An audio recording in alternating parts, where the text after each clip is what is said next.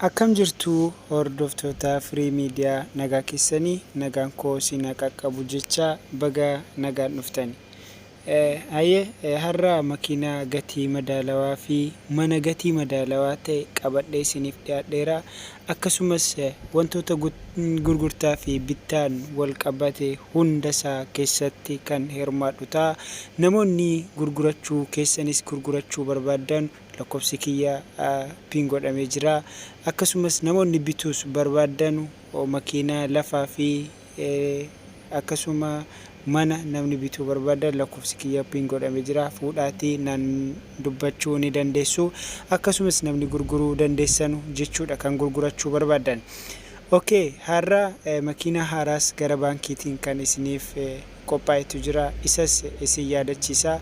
Namoonni barbaadan harka keessan yeroo ammaatti birrii keessan harka keessan jirre baankiidhaan fudhattanii boodarra kaffaluu dandeessu. Kanarraa kan hafee laayikii, sabskraayibii, sheer gochuudhaan bukkee koo dhaabatanii akkana jajjabeessitu.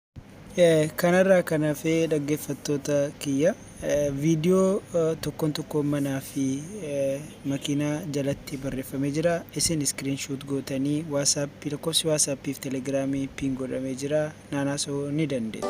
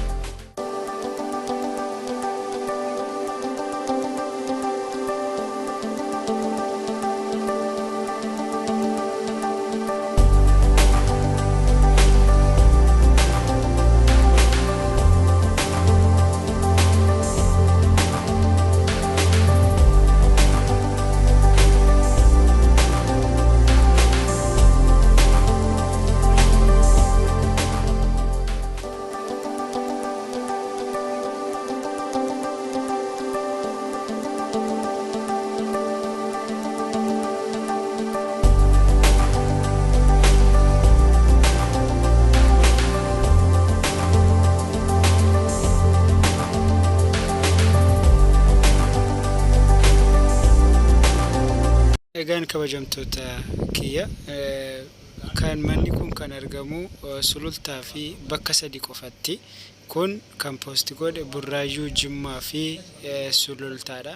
Kan kana barbaadan qofti keessan naan